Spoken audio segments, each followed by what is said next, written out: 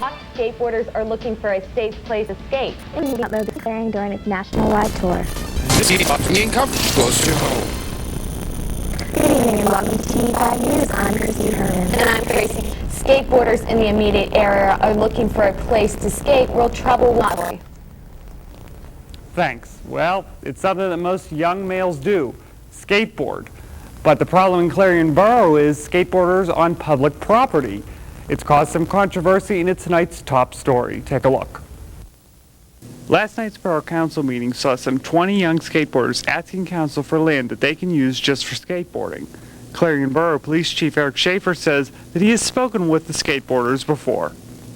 They voiced a concern when we spoke to them about their behavior on the borough streets, that they had no place to practice their art or their craft or whatever you want to call it.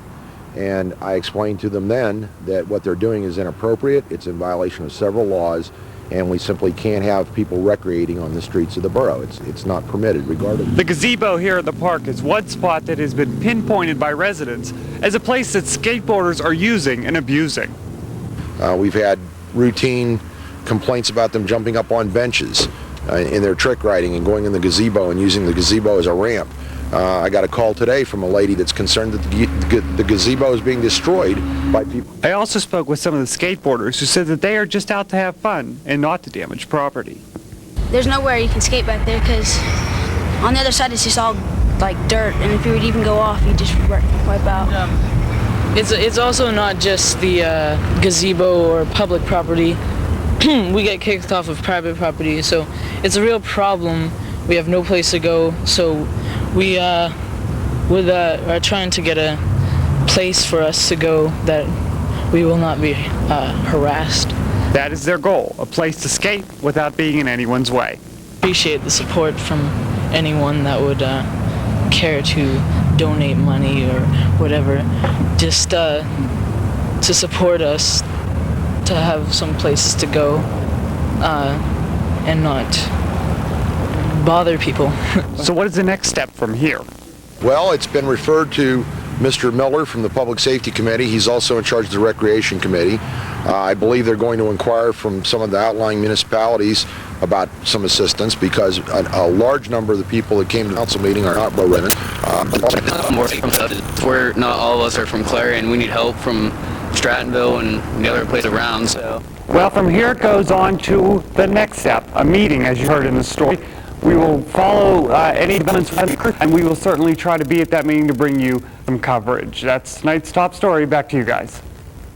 Thanks, Mark. The Clarion News, our newspaper exchange partner, reports that the County Commissioner David Wagner and Sally Minnick have agreed to pay almost $4,000 to rehabilitate the former Clarion County Jail. It's a Brookville-based preservation architect named William Schneider who is expected to develop the plan and renovate the old county jail. The commissioner hopes to receive a grant from the Historical Museum, commissioned to help fund the renovations. Several local agencies and the Nickelodeon Big Helpmobile joined together to promote volunteerism. More than 1,700 children showed up for the excitement at the Clarion County Memorial Park on Wednesday, March 31st. Nickelodeon's Big Helpmobile is traveling the country to visit all 50 states promoting volunteerism. The sites were chosen depending on how many children called the 800 number during the Help-a-thon. Pennsylvania had over 100,000 children call. In the Clarion County, we had over 64 calls. 3 members involved in Clarion University's production of The Servant of Two Masters are being recognized for artistic achievement by the Kennedy Center American College Theater Festival Region 2. Jared Fry and Holly Hamilton were recognized for outstanding performance. Mira Bullington was recognized for costume design. The play itself was considered for a performance at the Kennedy Center in Washington, D.C., but it was not selected to advance. A professor of education at Clarion University recently became a 3-time Fulbright Scholarship representative. Dr. Sylvia Stalker was chosen for the Fulbright Hayes Seminar Abroad program for the summer of 1999. The program is scheduled for sometime in June and August and will include 3 weeks in Peru and Ecuador. 16 people evenly split between secondary and post-secondary teachers will be asked to participate. Stalker explained that she is interested in learning about the education in Peru and Ecuador and how students learn to make responsible decisions about natural resources. A Montgomery County man who's already molesting an 11-year-old girl now has another sentence to serve for insider trading. A federal judge sentenced 68-year-old Robert W. Hunter to 21 months.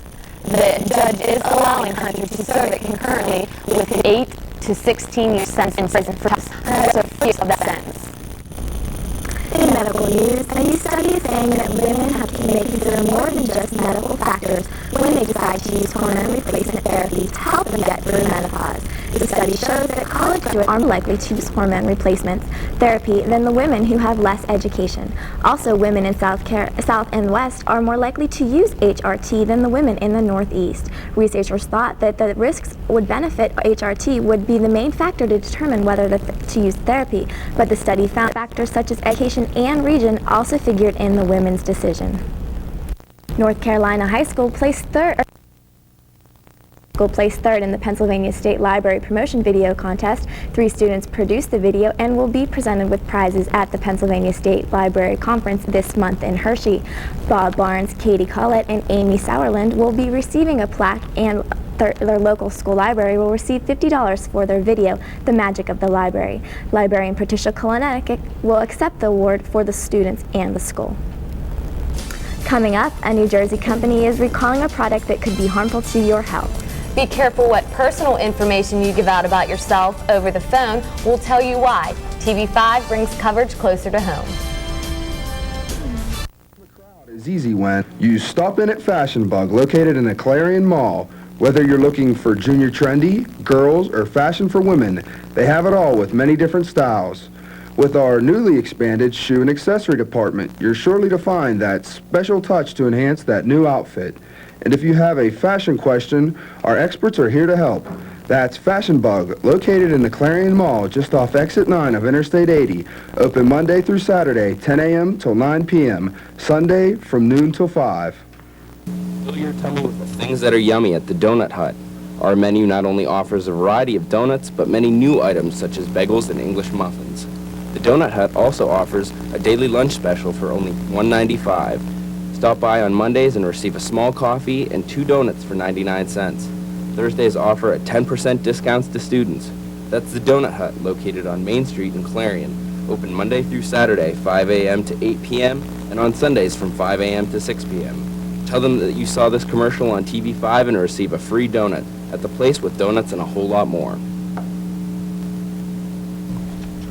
Welcome back. We have a recall to let you know about.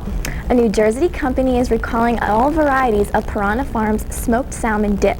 Some of the dip was sold in the Pennsylvania area. The company says the dip might be contaminated with listeria, a bacteria that can be life-threatening. If you purchased 8-ounce containers of Piranha Farms smoked salmon dip, including Moroccan, Scampi, and pastrami varieties, don't eat the dip.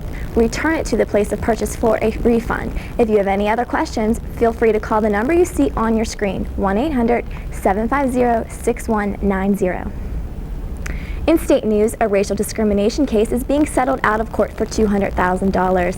Avis Rent-A-Car agreed to settle the dispute with local franchise Bar Bush Rentals.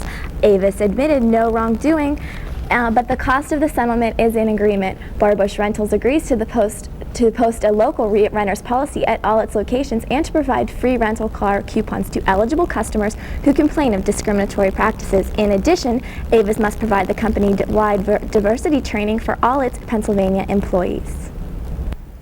The case of a Johnstown man serving a life sentence for setting a house on fire which killed a 17-year-old girl may go on to the Pennsylvania Supreme Court. The Superior Court almost overturned the conviction yesterday because judges say Johnstown police failed to advise Harry Malcolm of his constitutional rights when he was in custody. The judge also allowed the jury to see prejudicial photographs. The Superior Court says the verdict and sentence should stand because Malcolm admitted to starting the fire. Public defenders say they may take the case to a higher level. A motion to place an employer lunchroom in the former county jail was passed before the Clarion County Board of Commissioners on April 5th. The committee recommended the lunchroom after they received good responses to surveys circulated to the county employees. They believe the workers deserve the lunchroom and should not sit at their desks to eat. It gives off the wrong impression to taxpayers when they come in and see employees eating or munching at their desks. The committee will determine what type of equipment is needed, the liability for the county, the manpower, times of operation, and necessary security for the newsroom. The husband of a Bethlehem woman who died 2 years ago is suing her psychiatrist and the Eckerd Drug Corporation. The suit states that the defendants prescribed and distributed a low amount of medication, which the lawsuit claimed led to the death of 41-year-old Deborah Swartley. Her autopsy shows her death is attributed to multiple drug effects.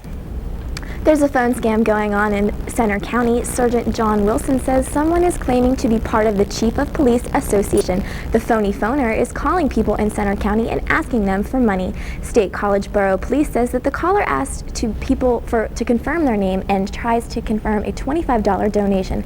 But the calls are not endorsed by the police, and please remember to not give out information over the phone to anyone you don't know. The Keystone Smiles Youth Puppet Corps is in need of volunteers ages 10 and up. They would like to present shows concerning education, drugs and alcohol, and citizenship to schools, nursing homes, hospitals, and other organizations around the communities. Volunteers are encouraged to develop leadership skills. The group meets from 12:30 to 4 p.m. the third Saturday of every month at the Keystone Smiles Community Center in Knox. The House Consumer Affairs Committee will continue its two-day hearing today on the issue of telephone slamming. This is when a telephone company switched service on customers without customers knowing about it. Slamming has become one of the fastest growing areas of consumer complaints. Today is the second day of the Western Pennsylvania Safety Council annual three-day conference at the Pittsburgh Expo Mart in Monroeville. This year's theme is Designed for Safety. Exhibitors display top-notch safety equipment and training services. Americans are hoping the 3 soldiers captured in the Yugoslavia will be released shortly. And we'll have your 5 weather forecast when we return. TV5 brings coverage closer to home. If you're tired of those boring Saturday nights, then head on down to the Bowl Arena, where we have Rockin' Bowl every Friday from 9:30 to 12:30 and Saturday from 11 to 2. And if bowling's not for you, then head on over to Game Room with 8 pool tables and an extensive selection of arcade games. The Bowl Arena is also a fun place for birthdays with bumper bowling for kids and league play for adults. That's the Bowl Arena, located just 1 mile east of Clarion on Route 322. Phone 764-3471. Opens daily at noon. At the Carpet Barn, we love it when people walk all over us, because we know our carpet is designed not just for style and color, but to stand up to the toughest traffic. It's soft enough for the baby to crawl on, yet stains enough for the pet to walk. And its beauty will last for years. So for the walk of your life, come to the Carpet Barn. We have your best interests underfoot. Welcome back to TV5 News. It appears that another night of NATO airstrike bombings in Yugoslavia are underway. 2 loud explosions shook the center of Belgrade tonight. Smoke could be seen rising from the area near the Yugoslav Army headquarters. A resident of the area reached the telephone saying an army building near the headquarters was hit. Apparently, Serbian television is reporting that the explosions have also been taking place and heard in Pančevo, an industrial town just north of Belgrade. Serbian TV also says that the residents of Novi Sad have gathered at a remaining bridge in their city to protect it from the NATO attacks. American soldiers that were captured in Yugoslavia could go free as soon as today, and speakers of parliament say he has been working on getting the men released. An official for Greece will provide a plane for the speaker to fly to Belgrade today and arrange to have the men handed over. There is no confirmation that the soldiers will be released, but the U.S. National Security Advisor Sandy Berger tells NBC that he welcomes any intervention on behalf of the men. A Pittsburgh television weatherman is facing a charge of simple assault at a primary hearing before a district justice in Westview.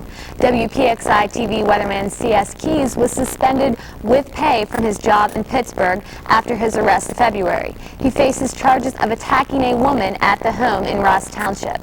Keys' attorney says he argued with the woman but never became violent. This is TV5 Weather, bringing weather coverage closer to home. Becoming partly cloudy with a low of 40 degrees. On Thursday, variably cloudiness with a high of 65 and a low near 50. On Friday, thunderstorms and a high of 60 degrees. Now let's take a look at 4-day planner. Friday night, cloudy with a chance of showers with a low near 40. Saturday, expected to be partly cloudy, chance of showers late in the day, and a high in the lower 60s. Sunday and Monday are going to look about the same. There's a chance of showers with the low near 40 and a high near 60. That's a look at TV5 weather forecast. Jen will be back with us again next week.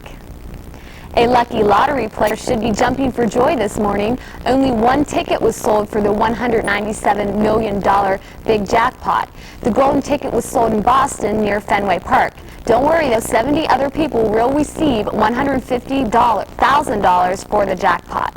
A new record in territory being achieved on Wall Street. The major markets have pushed into the territory with its early advances.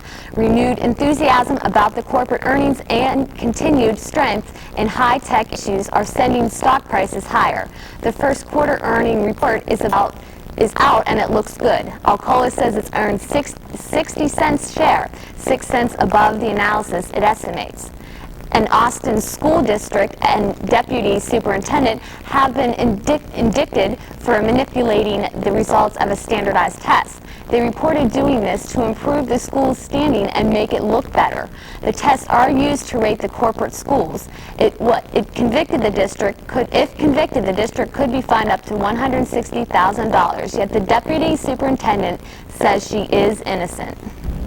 In Los Angeles, MCI is being accused of redlining. The lawsuit charges that the long-distance company doesn't let customers make international calls from minority areas that consider high-fraud neighborhoods. A man filed suit against them after trying to make a call card call last week from his mother's home in South Central LA. He says MCI would not let him go through with the call. A Massachusetts recycling program is turning old computers into pothole filler so that it is okay to now throw away your old computers. Spokesman for the state environmental agency says officials want people to take computers out of the attics and landfills and make use of them. The plastic parts of the computers, printers, papers, and trays and scanners can develop into an asphalt-type mix.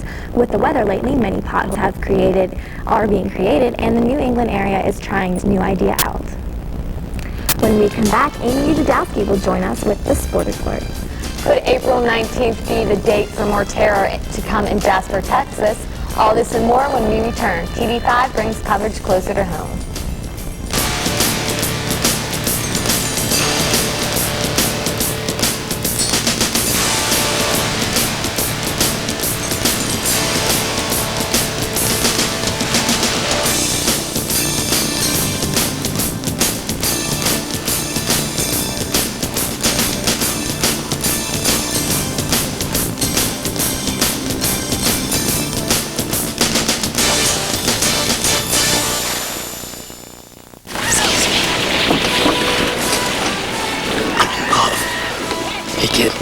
Let that girl go out with him, pass it down. Hey, Grandma, ask the girl on the end if she wants to go out with this loner. The young man wants to know if the girl over there is a donor. Somebody wants to know if you're an organ and tissue donor. Yes. Hey, me too. Are you a donor? Make sure your family knows your decision so there's no question later. Welcome back to TV5 News. I'm Amy Udowski with the sports. The Clarion University Sports Hall of Fame Committee announces recently that 6 new members will be inducted into the 11th Sports Hall of Fame class in 1999. The induction ceremonies will be on Friday, April 30th, and includes 5 former athletes and a former coach. The inductees are Tina Karen, Joseph Burrows, Kenneth Hasselrig, Ernest Johnson, Stephen Siltani, and Michael Sissony. Tina Karen was an outstanding freestyle and butterfly specialist on the Clarion University women's swimming and diving team from 1984 to 1987. She helped lead Clarion to NCAA Division II titles in 1984 and 1986. Joseph Burris is the first golfer to be in the Hall of Fame. He led Clarion to the PSAC team title in 1982 with his great leadership and many winnings. Kenneth Hauser-Ring wrestled from 1985 to 1987 as a major force at 158 and 100 pounds. The 1985, he achieved a record of 30-9-1, won his first PSAC title, and placed second at the EWLs. Ernest Johnson was both an exceptional athlete and coach. He was also a devoted director of public affairs and alumni relations for 22 years at Clarion University. Stephen Stilatani played football from 1977 to 1980. During that time, he was a 4-year letter winner and a 3-year starter. With those achievements, Steve helped the Golden Eagles with PSAC titles in 1977 and 1980, along with a runner-up finish in 1978. Michael Sissoni played Clarion's offense for 4 years and started as the starting guard and helped the team to 2 PSAC West titles in 1977 and 1979. The Golden Eagles also had the chance to play in the NAIA Nationals in 1977. These 6 new members will bring the Hall of Fame total to 71, which include former Pittsburgh Pirate Pete Vukovich and former sportscaster and 1996 Olympic gold medalist Kurt Angle. Despite how the fans felt about Monday night's game, the Pittsburgh Pirates did not allow the loss to intimidate them. I know some people were discouraged, but we knew it was no big deal, Jason Schmidt said after preventing Montreal from gaining more than 1 hit over 7 innings in the Pirates' 8-2 victory Tuesday night. The Pirates threw the ball all over the Three River Stadium during Monday night's loss, then started the same way Tuesday as second baseman Warren Morris threw away Orlando's Cabrera's grounder. Schmidt soon settled down and took a no-hitter into the 6th inning until Jose Vidro singled up the middle. After that, the Expos had only 2 more hits, both off reliever Mike Williams, for the rest of the game. Following the game this afternoon, officials plunged shovels into the earth, signaling the official groundbreaking of PNC Park, the new home of the Pittsburgh Pirates. Baseball Commissioner Bud Selig and National League President Len Coleman both attended the ceremony. Pirate owner Kevin McClatchy says it feels good to finally know the stadium is going to be a reality. The final design plans were revealed last week for a 38,000-seat ballpark, which is even smaller than Wrigley Field in Chicago. Pirates shortstop Pat Mieres is reporting some progress on his sprained left wrist. He says it is better now, but not good enough to play. He can grip more, but there is no way he can swing a bat yet. Mieres had some cortisone shots and hopes to play Friday night. Even though the Pirates' home opener was a sellout, there was still a big empty space in the Three River Stadium section 235. 87-year-old Henry Sepp, who ushered there for 59 years, was gone. Sepp retired last May, leaving the place as Lord of Section 235. He recently fell ill and died on Saturday night at West Penn Hospital. A mass will be held at 10 a.m. Friday in St. Joseph Catholic Church in Bloomfield. Need a pay raise? Try Major League Baseball. The average salary of the Major League is up more than 19% this season to $1.7 million. This increase is the largest in 7 seasons, according to the survey by the Associated Press. That is all for the sports. We're standing by right now with the latest juicy gossip in Tinseltown. Joy brings us the entertainment beat. Joy? Good evening. I hope everyone had a very enjoyable Easter holiday, but now it's time for me to get back to the gossip. Legendary night talk show host Johnny Carson is recovering very well from his triple bypass surgery he underwent on March 19th. According to People magazine, St. John's Health Center is expecting a full recovery following a 6 to 8 week resting period at home. Most of his fans and friends were shocked to hear he was ill, being that he always kept very fit and active. But Carson has been keeping to himself the past few years and is enjoying the slower-paced life, and I expect him to keep doing so. And his ship hasn't sunk yet, Leonardo DiCaprio's, that is. He has been working hard at his new role in an upcoming movie that is being shot in Thailand.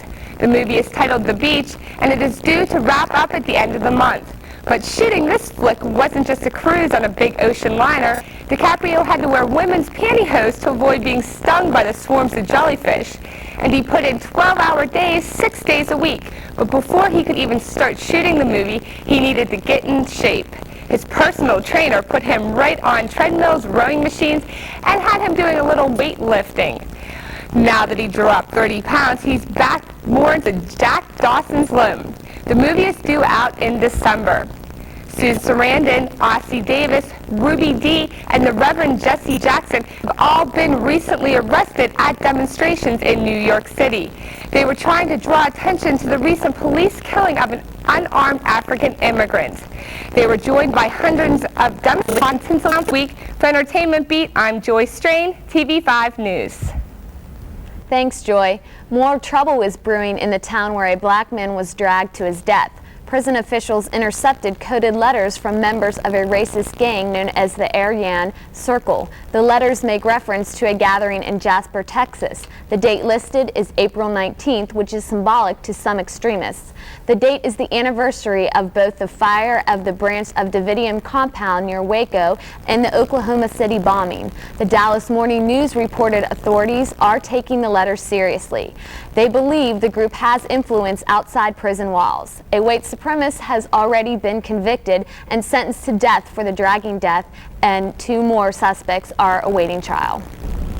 A new motor oil could be used to wash your car. It seems that some car washes have come up with a unique way to recycle the motor oil. They're using old recycling systems to heat the water used to clean cars. It also helps keep the bills nice and warm in the winter and is environmentally friendly. More research is needed before they promote the idea, but in Albany, New York, it could be helping your car run today and making it clean tomorrow. Clear and partly tonight clear, becoming partly cloudy tomorrow, variably cloudiness through a high of 60, and Friday chances of rain, high around 60.